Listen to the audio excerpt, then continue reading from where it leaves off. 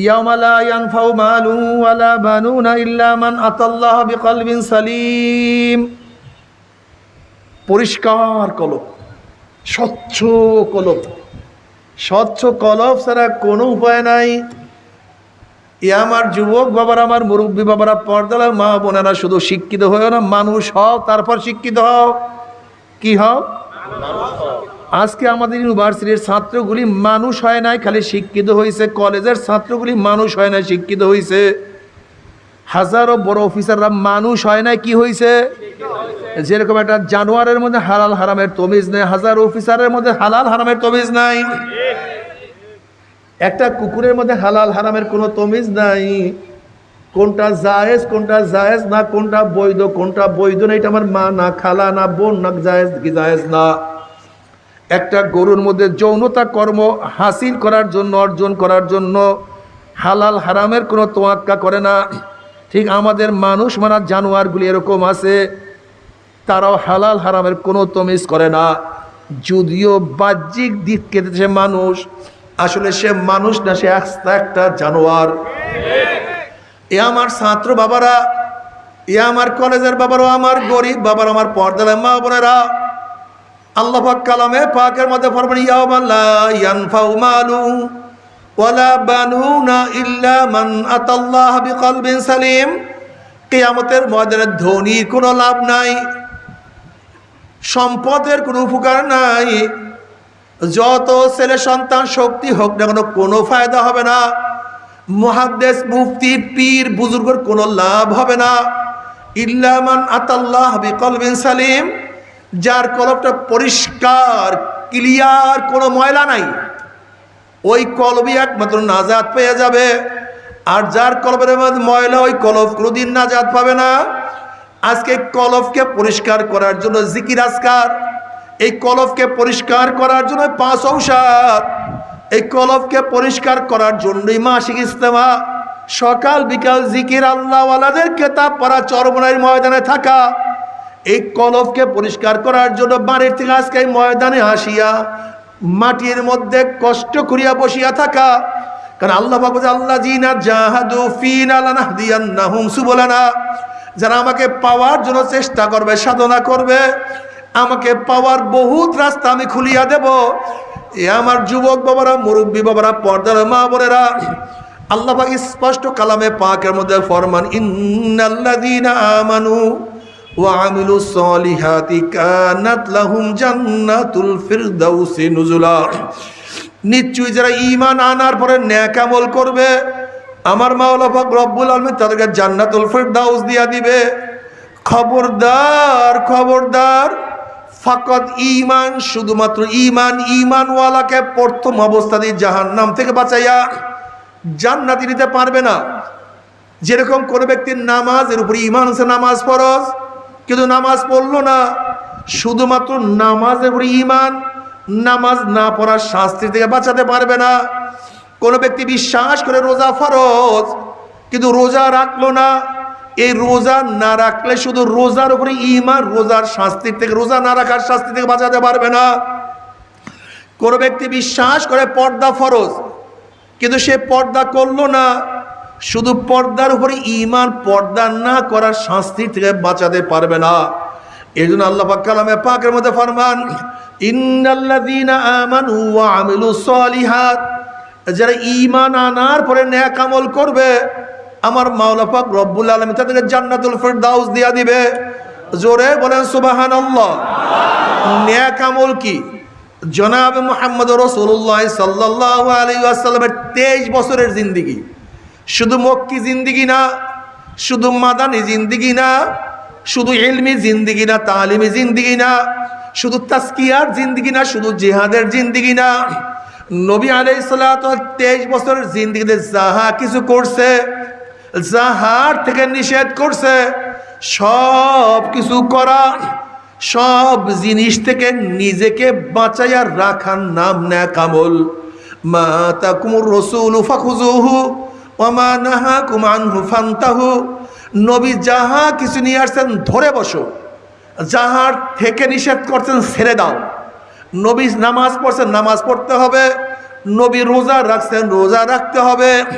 নবী পর্দা করছেন, তোমাকে পর্দা করতে হবে। নবীর সুন্নাত পালন করতে হবে। জনাব মুহাম্মদ রাসূলুল্লাহ সাল্লাল্লাহু আলাইহি ওয়াসাল্লাম ফরমান, মান আহাব্বা সুন্নতি ফাকাদ আহাব্বানি ওয়া মান আহাব্বানি কানা মাই ফিল জান্নাহ। যারা আমার সুন্নাতকে মুহাব্বত করে তারা আমাকেই মুহাব্বত করে, আর যারা আমাকে মুহাব্বত করলো তারা আমার সাথী হয়ে ডাইরেক্ট জান্নাতে চলিয়া যাবে। জোরে বলেন সুবহানাল্লাহ। অন্য রওয়ায়াতের মধ্যে নবী আলাইহিস সালাতু ওয়াস সালাম ফরমান, মান দাইয়া সুন্নতি হুররিমাত আলাইহি শাফাআতি। যারা আমার সুন্নাতকে মানবে না ওদের উপরে শাফাত করা, সুপারিশ করা আমার জন্য সম্পূর্ণ হারাম হইয়া যাবে। আল্লাহ তুই আমাদের মাফ করিয়া দাও। যারা সুন্নাত অনুযায়ী চলবে না তাদেরকে আমার নবী সুপারিশ করবে না।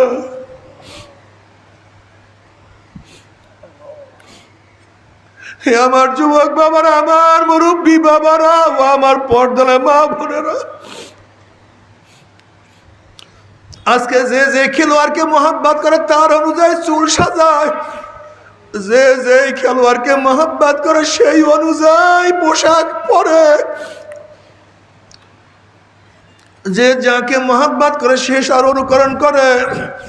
যারা মদিনাওয়ালাকে মোহাব্বত করে তারা মদিনাওয়ালা অনুযায়ী মাথা সাজায়, যারা মদিনাওয়ালাকে মোহাব্বত করে তারা মদিনাওয়ালা অনুযায়ী পোশাক পরে, যারা মদিনাওয়ালাকে মোহাব্বত করে তারা মদিনাওয়ালা অনুযায়ী দল করেন, নীতি আদর্শ অনুযায়ী মানে।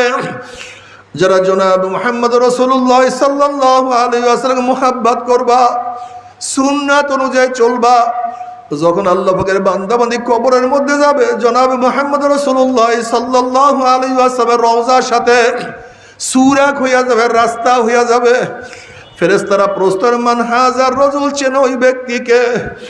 হাজারো যুবক দেখবেন নবীর মাথার সাথে তার মাথার মিল, নবীর চেহারার সাথে তার চেহারার মিল, নবীর পোশাকের সাথে তার পোশাকের মিল, নবীর নীতি আদর্শের সাথে তার নীতি আদর্শের মিল, নবীর দলের সাথে তার দলের মিল, নবীর সাথে তার নেতার মিল। অমনি যুবক বলবে, ওই ব্যক্তি বলবে, মহিলার বলবে যে আমার নবী জনাব মুহাম্মদুর রাসূলুল্লাহ সাল্লাল্লাহু আলাইহি ওয়াসাল্লাম। আমার মাওলা ডাক দিয়ে বলে, সাদাকা আবদি, আমার বান্দা সত্য কথা বলছে। ও আফরুশুল ফারাশা মিনাল জান্নাহ ওয়া আলবিসু মিনাল জান্নাহ, আমার বান্দা বান্দির গার মধ্যে জান্নাতের পোশাক লাগাইয়া দে, জান্নাতের বিছানা বিছাইয়া দে। আল্লাহ তুমি কবুল করিয়া নাও। কিন্তু নাফরমান বদমাশ বেঈমান দেখবেন নবীর মাথার সাথে তার মাথার মিল নাই, নবীর চেহারার সাথে তার চেহারার মিল নাই, নবীর পোশাকের সাথে তার পোশাকের কোনো মিল নাই, নবীর দলের সাথে তার দলের মিল নাই, নবীর নীতি আদর্শের সাথে তার নীতি আদর্শের মিল নাই, নবীর সাথে তার নেতার কোনো মিল নাই। তখন নাফরমান বলবে, আমি ওনাকে চিনি না, ওনার সাথে আমার কোনো সম্পর্ক নাই। অমনি আমার মাওলা ডাক দিয়ে বলে, কাযাবা আদুউল্লাহ, আমার দুশমন মিথ্যা কথা বলছে, এ কবরের মাটি চাপ দে। অমনি কবরের দুই পাশে মাটি এত জোরে চাপ মারবে, চাপের চলে এক পাঁজরের হাঁটি আর এক পাঁজরে লাগাইয়া বলবে, আল্লাহ আমাদের সবাইকে মাফ করিয়া দাও, আমাদের সবাইকে ক্ষমা করিয়া দাও। এ ফেরেশতারা কবরের মধ্যে আগুন ধরাইয়া দে। অমনি গোটা কবরটা আগুনে ভরিয়া যাবে। বাবারা সহ্য করতে পারবি? ওই আযাব তো কেউ সহ্য করতে পারবো না। আল্লাহ তুমি আমাদের সবাইকে ক্ষমা করিয়া দাও। আযাবুল কবরে হকুন, কবর আযাব সত্য, কোনো সন্দেহ নাই। এমন কোন হাদিসের কিতাব নাই যে হাদিসের কিতাবের কবর আযাবের বয়ান নাই রে বাবা। কত আল্লাহ কত কবর আযাব দেখছে। আমার দাদা জান রহমাতুল্লাহ আলাইহি একদিন এক জায়গার থেকে রওনা করছেন। কারি সাহেব বলতেছে, হুজুর বড় মেয়ার কবরটা একটু জিয়ারত করিয়া যান। এ বড় মেয়েরা বুঝিয়া শুনিয়া মাওলার কবরে যাইও। কারি সাহেব বলছে, হুজুর বড় মেয়ার কবরটা একটু জিয়ারত করিয়া যান। আমার দাদা জান রহমাতুল্লাহ আলাইহি যখন কবরের কিনারে দাঁড়াইলেন, তিনি অনুভব করতেছেন কবরের মাটিটাকে উল্টাইয়া ফালাইয়া দিতে আছে। আমার দাদা যান যখন মুরাকাবার হালাতে কবরের দিকে তাকাইলেন, তখন তিনি দেখেন কবরের মধ্যে কোনো মানুষ নাই, কবরের মধ্যে একটা শুয়া রয়েছে। ওই শুয়ারের জিব্রাটা নিয়ে নবী সাল্লাল্লাহু আলাইহি ঝুলাইয়া ফেলাইছে, হাত পা ভাঙ্গিয়া সব একত্রিত করিয়া ফেলাইছে। এই অবস্থা দেখি আমার দাদা যান চিল্লান দিয়া জঙ্গলে দিকে দৌড় মারলেন, বেহুশ হইয়া পড়িয়া গেলেন, কাঁটা সমস্ত শরীর রক্তাক্ত হইয়া গেছে। হুশে আসার পরে কাদিসা একটা হারামখোরের কবরের কাছে কেন আপনি আমাকে দাঁড়া করাইলেন? আল্লাহ তুই আমাদের মাফ করিয়া দাও। বাবারে তুমি কি দেখো না কত কবরে আযাব দেখা যায়, ধোঁয়া দেখা যায়, আগুন দেখা যায়, আবার কত কবরে 1 বছর 100 বছর 1000 বছর পরেও কাপুনের কাপুন সহ লাশ তাজা পাওয়া যায়। আল্লাহ তুমি মাফ করিয়া দাও। এ আমার যুবক বাবারা, মুরব্বী বাবারা, খবরদার খবরদার, গুনাহ খাতা মাফ না করিয়া কেউ মাওলার কবরে উঠিও না। আল্লাহ পাক কালামে পাকের মধ্যে ফরমান ইউরাফুল মুজরিমুনা বিসীমাহুম ফায়ুখাযু বিন-নাওয়াসি ওয়াল আকদাম।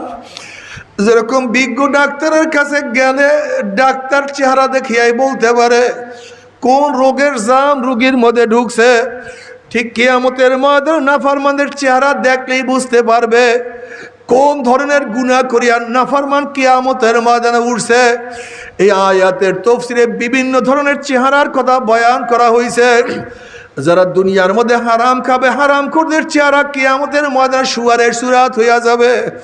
আল্লাহ মাফ করিয়া দাও। যারা নামাজ পড়বে না তাদের চেহারা আলকাত্তার মতো কালো হইয়া যাবে। আল্লাহ ক্ষমা করিয়া দাও। যারা ঠকবাজি করবে তাদের চেহারা বান্দরের সুরাত হইয়া যাবে। যারা হিংসা হাসাদ করবে তাদের চেহারা কুকুরের সুরাত হইয়া যাবে। জেনাকার পুরুষের চক্ষু দুটা মহিলাদের শরমগার মতো হইয়া যাবে। আল্লাহ মাফ করিয়া দাও। জেনাকার মহিলাদের চক্ষু দুটা পুরুষের শরমগার মতো হইয়া যাবে। জেনাকার মহিলাদের পেটের মধ্যে একটা আগুনের বাচ্চা হবে। বাচ্চা আস্তে আস্তে বড় হইতে থাকবে, প্রসাব হবে না, সহ্য করতে পারবে না, বাচ্চা শুধু মাথা বাইর হবে। ওই বাচ্চার মাথার মধ্যে জাহান্নামের শিকল লাগাইয়া, ওই বাচ্চার মাথার মধ্যে জাহান্নামের শিকল লাগাইয়া হাজার হাজার বছর টানতে থাকবে, কিন্তু বাচ্চার প্রসাব হবে না। আল্লাহ আল্লাহ তুই আমাদের সবাইকে ক্ষমা করিয়া দাও। এরপর আল্লাহ কাউকে জান্নাত কাউকে জাহান্নামের ফয়সালা দিয়া দিবে। জাহান্নামের মধ্যে জাহান্নামীদের জন্য একটা উদ্যান করা হবে, মাঠ করা হবে, কাঁটা যুক্ত মাঠ। কোন কোন নাফরমান পা উপরের দিকে থাকবে, চেহারা উপরে হাঁটতে থাকবে। হাঁটতে হাঁটতে যখন কাঁটা যুক্ত জমিনের মধ্যে চলিয়া যাবে, কাঁটার আগাতে আগাতে চোখের মণি খুলিয়া খুলিয়া পড়িয়া যাবে। সেই চোখের মণির মধ্যে ঘাও সৃষ্টি হবে, আবার ঘাট থেকে অনর্গল পুষ পড়া শুরু করবে। কি যে গন্ধ, কি যে কষ্ট। আবার ঘাড় মধ্যে পোকা হবে, পোকা কটমট কটমট করে কামড়ায় থাকবে। নাফরমান সহ্য করতে পারবে না, পোকার কামড় থেকে বাঁচতেও পারবে না। বাবারে সহ্য করতে পারবি? ওই আযাব তো কেউ এক মুহূর্তের জন্য সহ্য করতে পারবো না। তবে মুমিন মুসলমান বলতে সবাই মনে চায় গুনার থেকে ফিরিয়ে আনে কামল করিয়া মাওলার জান্নাত, কিন্তু সবাইরই যাইতে মনে চায়। গুনাহ নিয়া মাওলার জাহান্নামে কাউরি কিন্তু যাইতে মনে চায় না। কিন্তু কেনই বা আমরা নেক আমল করতে পারি না, কেনই বা গুনার কাম ছাড়তে পারি না? এর মূল কারণ হলো আপনার এবং আমার পিছনে নফস এবং শয়তান লাগিয়া রইছে। এই নফস এবং শয়তান থেকে ফেরার জন্য যে কোনো একজন হক্কানি আল্লাহর ওলির হাতে হাত দিতে হবে রে বাবা। খবরদার, বর্তমান জমানায় পীর মুরিদের নামে ভেজাল, ব্যবসা, দলাদলি, হিংসা হাসাদে পরিণত হয়ে গেছে।